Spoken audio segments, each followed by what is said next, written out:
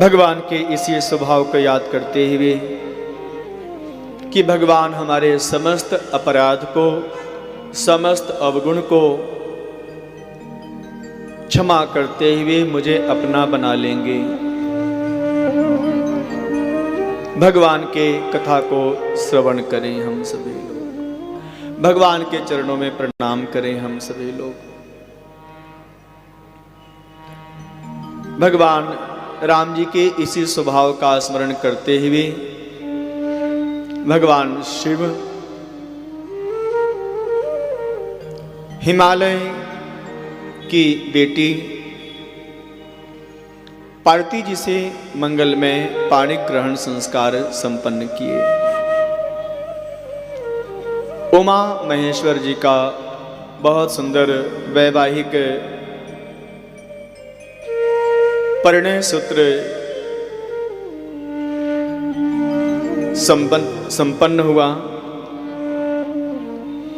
और समय व्यतीत हुआ। गृहस्थ आश्रम की सबसे बड़ी, सबसे महत्वपूर्ण भूमिका यही है कि हमारे उस गृहस्थ आश्रम में जो हमारी संतान हो वो भगवान का भक्त हो, भगवान की भक्ति करने वाली हो। भगवान शिव कैलाश पर्वत पर विराजमान हो, अपना गृहस्थ आश्रम बहुत सुंदर व्यतीत कर रहे हैं।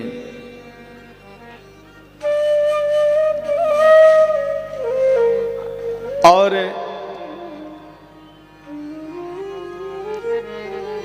समय आया भगवान शिव जी के गृहस्थ आश्रम में श्री कार्तिकेय जी का जन्म हुआ।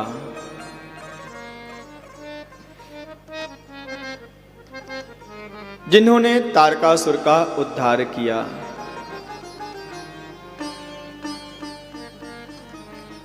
कार्तिकेय जी क्या हैं? पुरुषार्थ स्वरूप हैं। गृहस्थ आश्रम में आने के पश्चात हमें पुरुषार्थी होना चाहिए। मुझे कर्मयोगी होना चाहिए, क्योंकि बिना कर्म किए हुए मेरा गृहस्थ आश्रम आगे नहीं बढ़ सकता है। कर्म करना ही पड़ेगा सबको। कार्तिकेय जी के जन्म के पश्चात भगवान शिव जी के परिवार में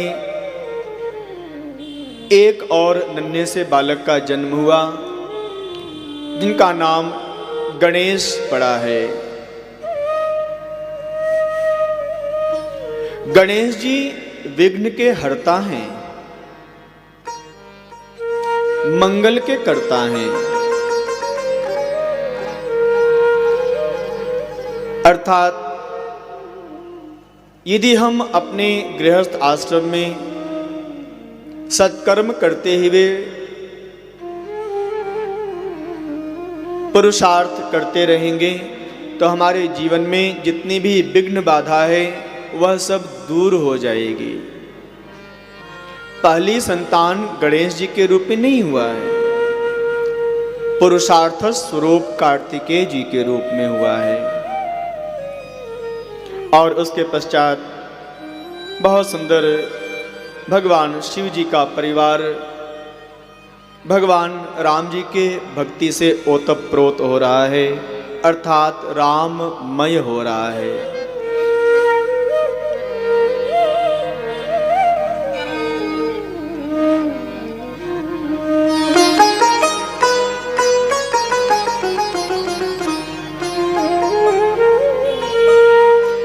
हरे गिरिजा बिहार नीत नयऊ, हरे गिरिजा बिहार नीत नयऊ, एहि विधि विपुल काल चल गयऊ, यह विधि विपुल काल चल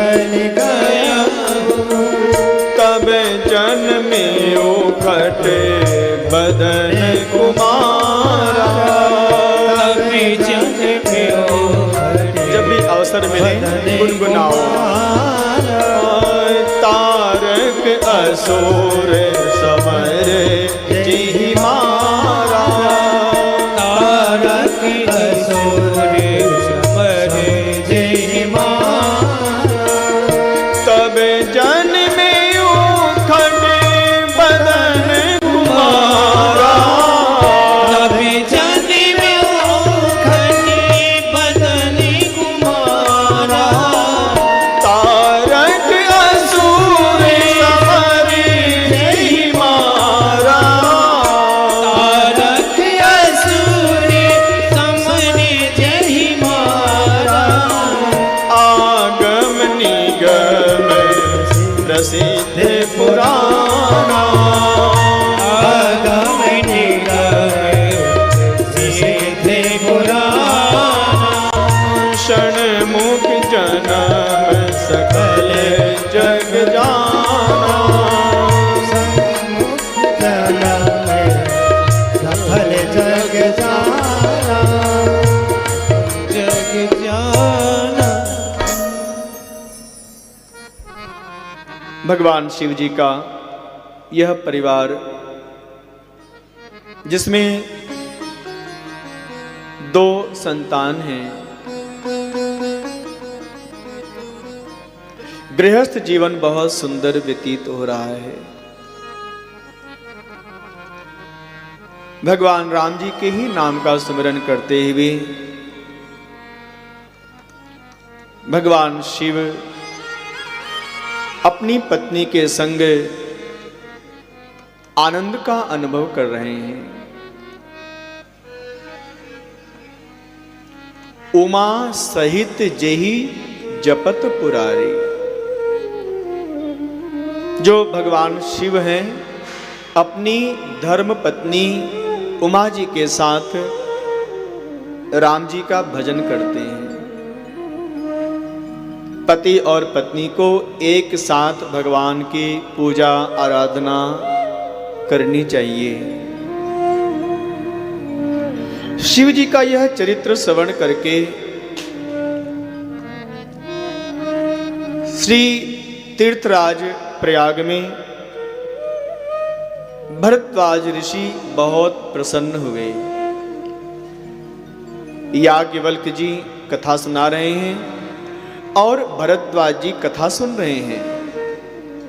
गंगा, यमुना और सरस्वती जी की कलकल निनाद करती हुई गंगा जी की धारा, यह पावन धारा प्रवाहित हो रही है। जब संगम होता है तीर्थराज में, उसमें 3 नदियों का संगम होता है। भागीरथी गंगा जी, सूर्य तनया अर्थात सूर्य की बेटी यमुना जी और सरस्वती जी। लेकिन इन तीनों नदियों के संगम के पश्चात जब यह धारा आगे बढ़ती है तो केवल गंगा जी के रूप में प्रसिद्ध हुई है, आगे यमुना जी के रूप में नहीं प्रसिद्ध हुई, सरस्वती जी के रूप में नहीं प्रसिद्ध हुई। किसके रूप में? गंगा जी के रूप में। अर्थात हमारा जो कर्म है, हमारा जो ज्ञान है, वह कर्म और ज्ञान भक्ति के लिए ही समर्पित होना चाहिए। विधि निषेधमय कलिमल हरणी। जो कर्म हमें करना है, जो नहीं करना है, इसका जो उपदेश प्राप्त होता है वो यमुना जी के माध्यम से प्राप्त होता है। सरस्वती जी ज्ञान की प्रतीक हैं, विद्या की देवी हैं। ज्ञान और कर्म ये हमारा उपासना में, भक्ति में परिवर्तित होना चाहिए, तभी हमारे जीवन का कल्याण संभव है।